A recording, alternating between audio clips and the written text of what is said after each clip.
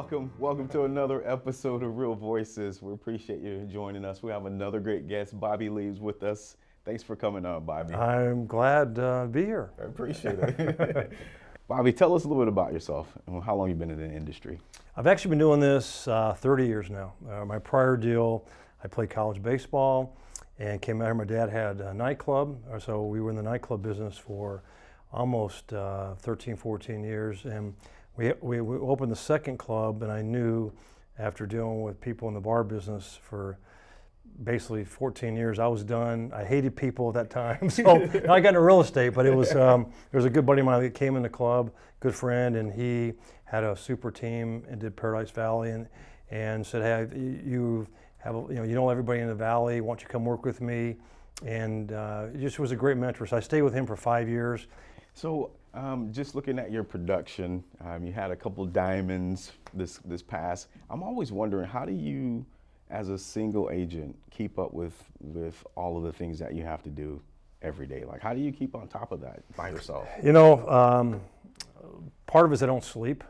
My kids are gone now, so I work crazy hours. I'm 7 days a week. I may still find time to work out every day. I still find time to play golf. But I love what I do, and I think that's a big part of it. I have an assistant that's as crazy as I am as far as work ethic. She works 7 days a week, and actually she was the manager of the office at Realty Executives way back when I came to went on my own. I've had her with me for 21 years, so she's absolutely phenomenal. I do the selling, the meetings. She does all the behind the escrows, and without her, it wouldn't have fit. Now I have a new agent working with me and my wife, so that's going to be challenging to both of us because we think we're spending too much time with each other. But I love it. I love having, I never wanted to be part of a team. I was part of a team when I first started, and I just felt like my work ethics are so crazy hours. I know it would be hard to get people to do the same thing that I do, so I enjoyed working on my own. Have enjoyed doing that for now 30 years. That's interesting. No one else is going to do it, so I'll just do it myself. I hope not. Yeah, you know what? It's just, I've had people work with me before, and my personality just doesn't, when I had in the nightclub, I used to have 30 employees. Now I just have really one, and it's just so easy to deal with. And it works for me. And I see people that have teams. Problem with teams, everybody takes their equal responsibility, it's great. I see a lot of teams implode because one person is the workaholic, the other ones don't do, and this way I don't have to deal with anybody. I can't fire myself, so that's who I have. It works. Makes sense. Yeah. So you said it came over 10 years ago. HomeSmart was a completely different company then. Absolutely. What drew you over? What was it that brought you over? When I came over here, it just felt really hip, and it was younger. We all were younger 10 years ago, but I just liked the whole atmosphere. At the time we were at 32nd Street in Camelback, and I just felt like it was real. They're real people. There was no BS to it. There was no playing games. What I really liked, Matt, our owner, dressed as poorly as I do, and he had a wrinkly HomeSmart shirt and to this day I still. But there was no like three, cufflinks and three-piece suits, and that's just not me. I'm Lululemon, But I just felt like it was a real company, and the hard part for me was convincing the agents who were all with me at Realty Executives to come over to HomeSmart, because we all used to laugh at HomeSmart because HomeSmart was kind of known.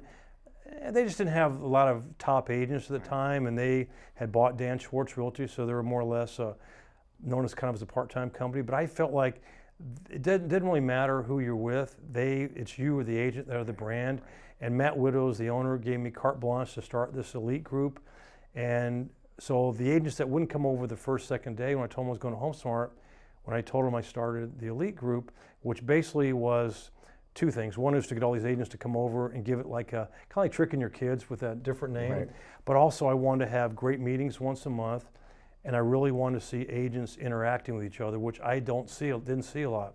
So we started with 12 people. We now have 1,300 10 years later, and people actually, and I hear that from Shay and Career Services, will only come if they can be part of our elite group. So we're getting now top agents. You're seeing luxury homes sold by HomeSmart agents, all price range, but you're seeing a lot of high volume people that are coming over here now.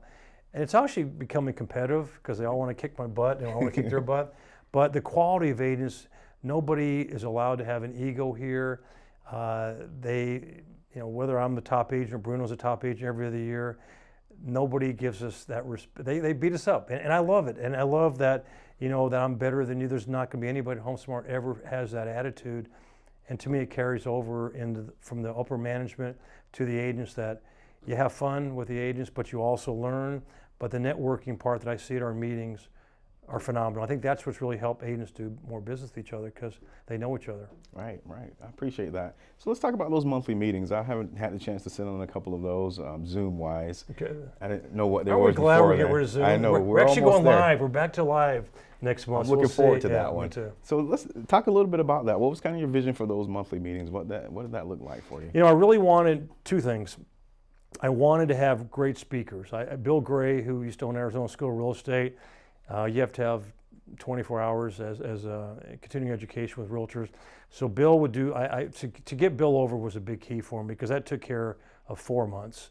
And then I have the Crawford Report, but I really want to have great speakers, because you can have all the networking you want, but if your speakers suck, a proper word to use on the air, but if the speakers are not good speakers, they're not motivational, and people can't learn from them, they're not going to come. So I had great speakers to get the agents to come to the meetings. We actually first started off at our old HomeSmart office at 32nd Street in Callenbeck. I think we had 30 people in our meetings. And then we went to different places, and then once HomeSmart moved to corporate, we end up having our meetings now at North Phoenix Baptist Church in Central Phoenix. The room would hold 300 people. So our meetings of 30 now, we get probably 200, 225 people to our meetings. And they're great, because the first half hour is the agents meeting each other, which I'm looking over, because I'm getting ready to start the meeting. I'm seeing agents talking to other people that normally they would never do. And that to me was the big thing. I wanted good quality agents to come over here, but I also wanted agents that somewhat got along. You don't have to like each other, Right. but they learn from each other. And that's kind of when I started 30 years ago. I used to hang around the best of the business and absorb from them. I didn't come in with any ego that I knew it all, because I didn't. And I think that's where you become a better agent, is when you hang around people that know a lot more than you do, and you hopefully sit back and learn from them and don't feel like you know it all. And that's what I've always done. Even today, as long as I've been in the business, I'm still learning from people. But the support at HomeSmart is second to none. And to watch this company, I think it was 1,500 agents, 2,000 agents when I started X amount of years ago, 7,000 local. It's crazy. Yeah, it's crazy. pretty wild, the growth. Yeah. I like that. No ego here. Yeah. I like that. That's true. I was thinking about the first time I met you. I went and sat in your office, and you had all of these chairs there from the stadium. Right. Big baseball fan, Right. Obviously. You grew up playing. Tell me a little bit about that. What got you into that, and what was that like for you? My dad lived in Phoenix, and so my parents were divorced, and I grew up in Atlanta. And I just wanted to find something. I always liked sports, but I never had the dad pushing me, but I had friends of mine's dad said, you need it. So I got hooked on baseball at a young age. When I played Little League for a couple of years. And then pretty much, unlike a lot of the kids now, like even my kids, we can have tutors. We can afford tutors. You're out there learning. So now I'm looking at these kids going, you were so lucky. You got professionals helping you. I used to play in NFL football, but I didn't. So I just really kind of worked it. I knew baseball was what I wanted to do. I ended up, I made All-State my senior year in Atlanta. And then I played, I came out to Arizona State my freshman year, played baseball out here, thinking I was the best, one of the best in the country. And then you come out here from Atlanta and see the best is ASU, 20, 30 years ago when Coach Brock was our coach. And then I ended up going to Coastal Carolina, which actually won the baseball championship 2 years ago.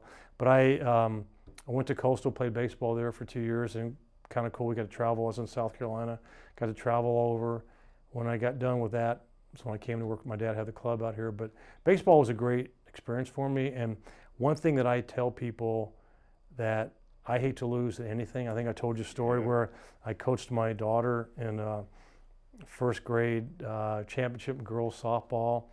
And I worked with this one kid because even though it was only 6, 7 years old kids, I wanted to win this game because the other coach was a friend of mine. We also competitive with each other. And this one girl dropped 2 fly balls in the outfield, and that was 20-something years ago. I'm still pissed off I lost that game. And so when I do my CE class, which my next class is in a couple of days, I tell people the story. People that play sports understand that. People that never played sports goes, "You're an ass." And I go, "You know what? I may be, but I hate to lose. And I don't care what it is that I do, I want to win at." And I think it started in baseball.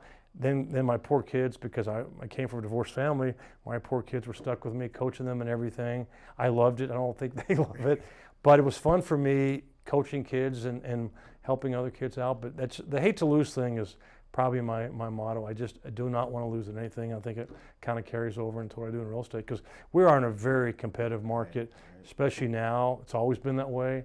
And I always want to be one of the best that was out there. But to do that, you got to work and put a lot of hours in. And I don't mind doing that. So let me ask you, knowing that you hate to lose, how do you deal when you do? How do you deal with it when you do lose? I'm not a good, well, I'll tell you one thing Matt Widows from HomeSmart made me do. He told me years ago, he goes, "I'll give you carte blanche to run all this elite stuff, but please don't respond to people in a mean email. Read it, think about what you're saying for 24 hours before you send an email out." So I do, it's hard. And I think I almost want to call the person up and go, "Why didn't you hire me?" But you can't do that. I think about it for about half a day, and it pisses me off. I see that another agent has a sign on a property I wanted, but what it does is it fires me up going, not only am I going to show that agent, I'm going to get 2 more to beat them, I will find a way to, you can only be down so long, because if you're down, especially being as hyped up as I am to win, it's going to happen. I don't like to lose, and it bothers me. But I have to play by the rules, because I know I always have a target on my back. So you just find a way to say, "You know what, I lost that one."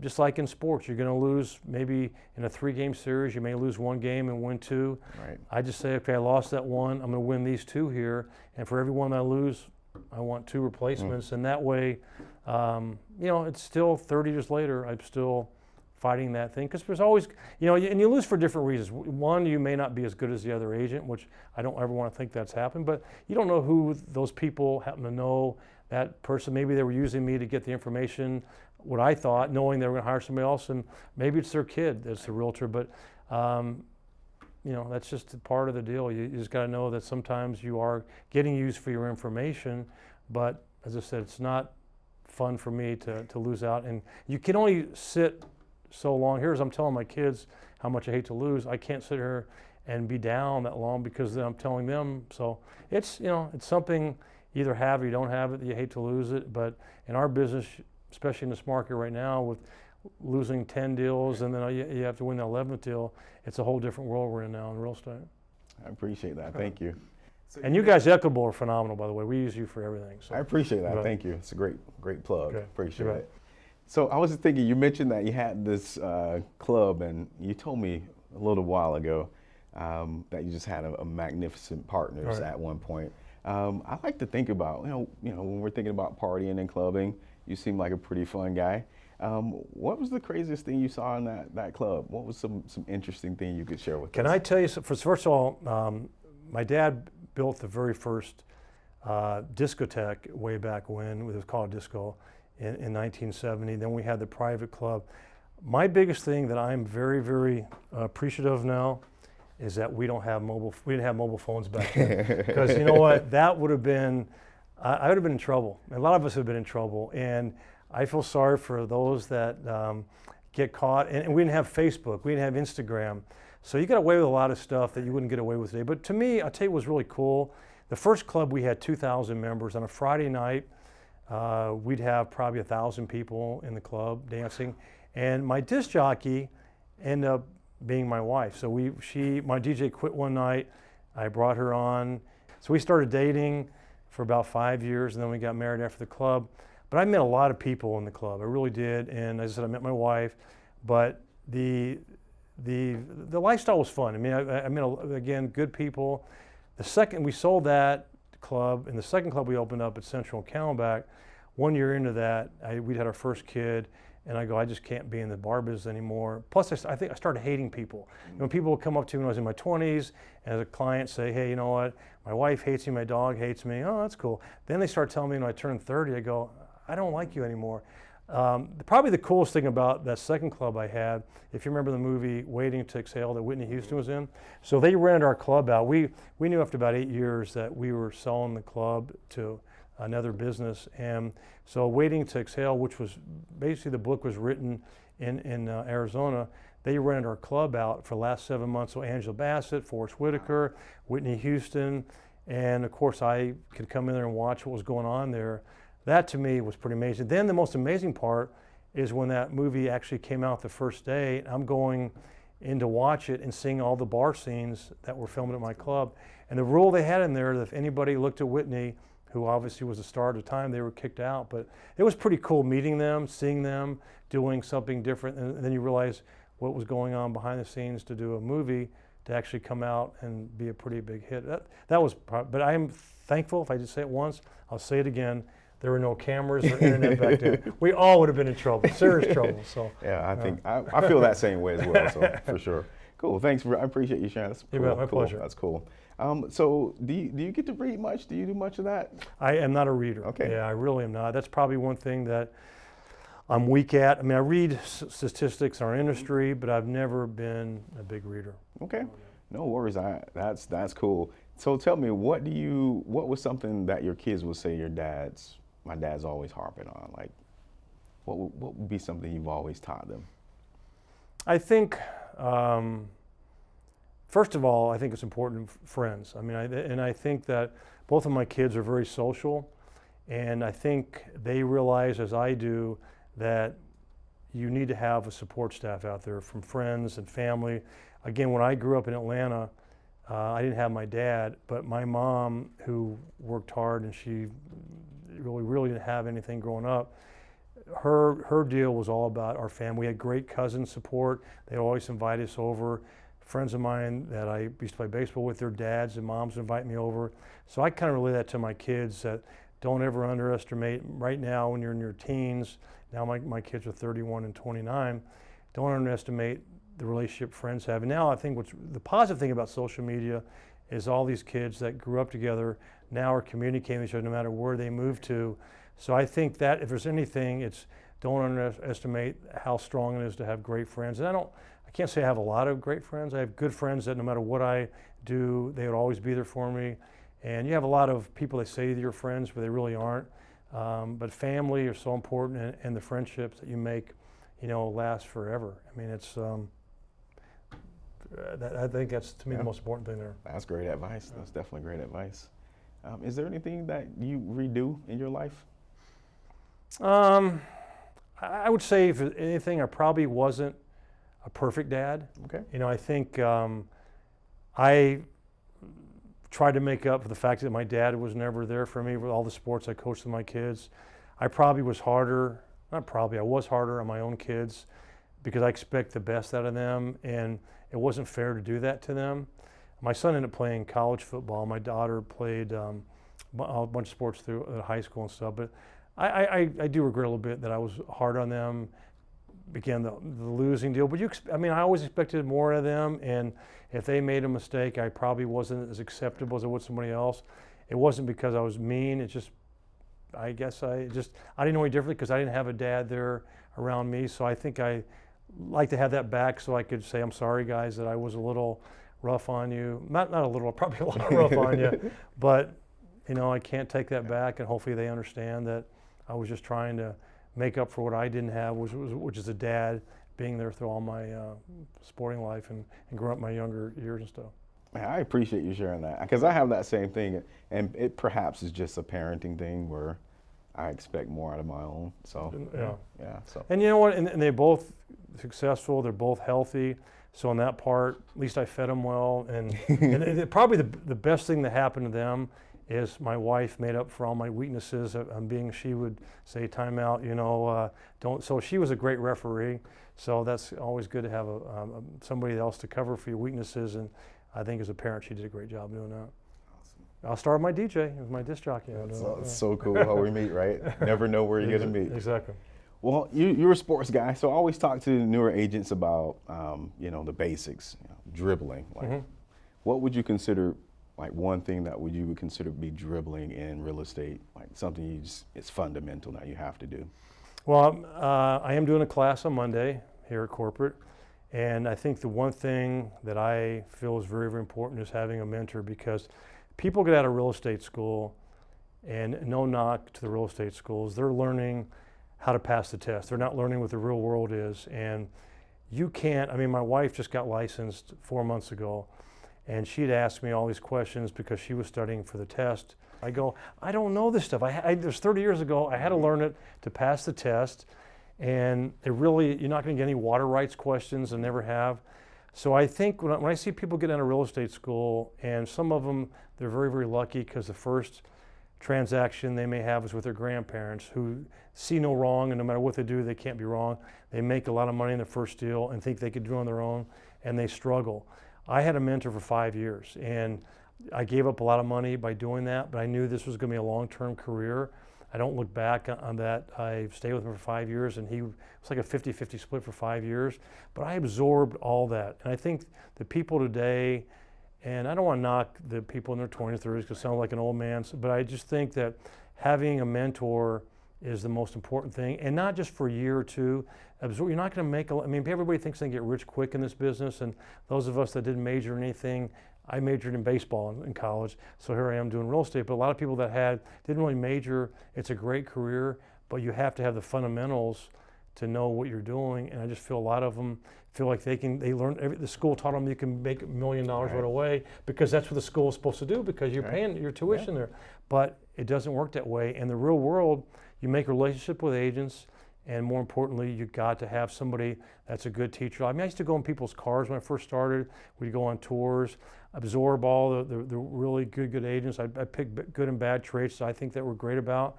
And there's a reason why they were successful, why other ones weren't. And I would just absorb. I'd sit back, and it was hard for me because I'd be quiet and listen, which is not one of my better traits. But I think you learn from the people that are better than you, and I always surrounded myself with the better agents. And my mentor was the best in the business and just taught me a lot, and always had time for me, which unfortunately a lot of times today, the people who are your mentors don't have time for you. And I was lucky I was in an office that had 4 or 5 people that I could always ask questions to. And some of the times, I learned, some of the times I didn't. It wasn't always the good and bad, but I think that the mentor thing to me is probably the most important thing if you want to be long-term, to start off with the good fundamentals and learning the business, and not learn by your mistakes. Because if you screw up, there's a lot of lawyers in our business and it's just not something that you got to know what you're doing. All right.